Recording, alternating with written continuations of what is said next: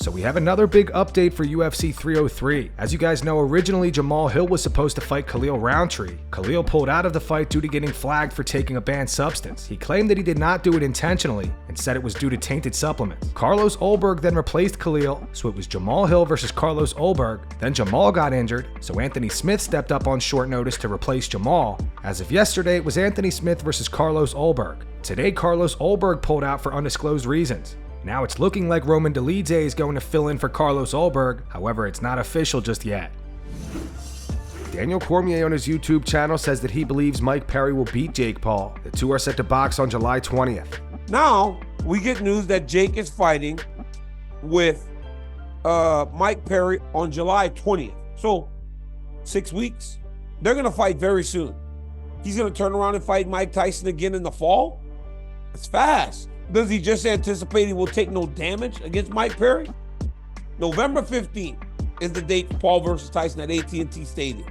Now he's going to fight July 20th and November 15th. Seems fast. It seems fast, maybe. And what happened to MMA? I thought Jake was going to fight MMA. What happened to that? I thought he was going to fight in the PFL. One thing you can't question, though, is the kid is fighting. Or his intention is to fight. And it seems as though now he's ready to take on riskier opposition. Because for anything you call him, you got to call Mike Perry a fighter. He will fight in any arena created because he ain't afraid of shit. It is what it is. That's who he is. And say what you want about Mike's age. I saw Demetrious Johnson say something about that fight the other day. And he shares a lot of the same thoughts as a lot of us. But say what you want. Mike Tyson will try to fight you when you get in there. And I felt like we saw a little bit of that in the press conference when he was talking about the kid. You can see Mike doesn't really respect him. I just don't know if his body's going to hold up enough to fight him.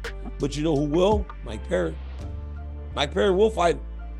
And Mike Perry will fight him on the street, in the cage, in a boxing ring, or in a bare knuckle arena. Because the kid's a fighter. So yeah, I'm excited. I like that one. This is probably the most exciting fight I've had for Jake Paul, but I believe he gets beat. Jake Paul gets beat July 20th. And then what happens in November? Dana White says it was impossible for Ronda Rousey to grow and evolve as a fighter in the UFC. On the Club Shay Shay podcast, Dana said what happened with Ronda was very unique in that she came in and put this thing on the world stage. This thing being women fighting. She put it on the world stage at a level that nobody else could have done it. While she was doing what she was doing, building the sport in the UFC and women, all these other women were trying to beat her. She had taken so much on her shoulders at that time. It was literally impossible for her to keep growing as a fighter during that period. On Ronda leaving the UFC, Dana continued, "I was sad that I wouldn't work with her on a daily basis like we did, but I felt like the timing was right. She had done everything she set out to do, not just for her and her career, but what she did for women in fighting in general." Jorge Masvidal made an appearance on the Pound for Pound podcast with Kamaru Usman and Henry Cejudo. Here's the part where Jorge and Kamaru discuss their two fights and how they became cool after the fact. Go check out the full episode of Pound for Pound with Jorge. Links in the description. So you guys had a chance to kind of hash it out too when you guys saw each other. Like it wasn't like there was no obviously. No, you guys before that I wasn't. Yeah. You know, Well, I think there was respect there. Yeah, I think the biggest thing too is we were very good businessmen. Yeah. Together, we were business partners. Yeah, we were good business partners. We did good business. Yeah. I mean, we're still top 5. Yeah. Did you get some of that paper? We did one. Yeah, I got. We're top 5 of all time. Yeah, one. You guys hug it out. 1.2, 1.3 on that show. And so, which shout out to the UFC and everything that they that they do, and obviously the platform that they give us. But we're still top 5, and we did great business both times. Yeah.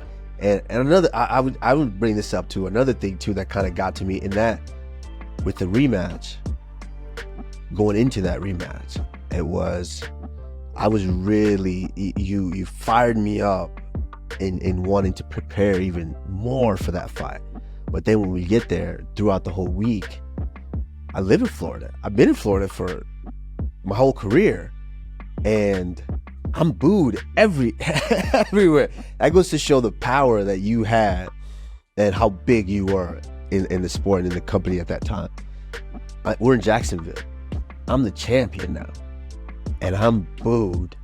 And I remember the press conference. I'm trying to talk, and Fans are going back and forth at me, and then and I'm like, wild, man. I it was wanted the to blurt first- it out. I live in Florida too, motherfucker. And it was the first show back to full capacity, which was the fans were extra We rowdy, were the bro, first. Yeah, we were the first fight to back, set the tone first back card. for the whole world, for the world. for the whole Also, world. the first sporting event back Yeah. with live audience. Mm-hmm. To And full we did capacity. what we did, and we did what we did. But I do remember that was a thing that was just like, what the? This guy is big. On the Jackson podcast, Demetrious Johnson says that he would not fight Ryan Garcia. Ian Rampage the other day heard that there was potential of you and King Ryan. Have you heard that yet? Has someone approached you with that fight? King Ryan. King Ryan in a boxing fight. Ryan Garcia? Yeah. No, I wouldn't fight him. He's too fast. I was actually impressed how he was able to beat Haney. Yeah. I didn't think he was gonna be able to do it like that. What? I didn't think so. No, that's honest. I thought Haney was gonna beat him because you look at Haney. Really? He always comes behind his jab. He's very strategic about how he fights. And Ryan Garcia, when he fought Gervonta Davis put him out. Ryan took a seat. I think Gervonta was kind of like, I think he was kind of scared about Ryan. Earlier this week, Chael Sonnen suggested that Conor McGregor pulled out of UFC 303 due to being in rehab for substance abuse. Conor fired back at Chael and reveals the injury was actually his toe and not his leg like everybody expected. What incredible irony that both sides have these massive interests in alcohol, and one side is in the middle of rehab for substance abuse, including alcohol. Not that that has anything to do with this. Conor fired back via X. He posted these photos showing his broken toe. It says, Chael, shut your pie hole. You tap from ground and pound. Conor also posted this to his Instagram. In the caption he wrote, man, we were so super ready for this fight. It is absolutely gut-wrenching to take. I want that new Bugatti. How I gonna justify to myself getting that now without banking these fights? We had a lapse in concentration and engaged in a training session without wearing the full protective gear, and I hit the toe off the elbow and broke the toe clean. It needs a few weeks, that's it. I couldn't justify to my team or fans that I make the walk hindered again. That walk has been seen. The next walk has got to be, and it will be, 100% Conor McGregor. The fans deserve it, and we are getting close. A slight lapse in concentration and a nuisance of an injury was picked up. That's it. Take the lesson and move forward. I will get this back. I've got to. I've got 2 fights left on my contract. I've got Bugattis and more yachts on my mind. I'm coming to shine. I gotta just take my time, because I still got yachts and Bentleys and mansions and all the rest. You know yourself, but you get me. I'll be back. See you soon. See you at the top. Chandler or not. Hashtag McGregor the real BMF. Hashtag McGregor forever. Hashtag going nowhere. And that's going to wrap it up for the news. Thanks for watching. For daily MMA news and content, subscribe to Full Mount MMA and click the bell icon to be notified when we post videos. Here are the 3 top comments from last video. The first one's from Zexter33. It says, keep Michael Chandler the hell away from Holloway. The second one's from Nate Marks. It says, Michael Chandler will forever be known as the guy who wasted 2 years of his career for an unreliable junkie. And the final one's from Wild Wild West. It says, not the type of bear John Jones is used to having over at night, I guess.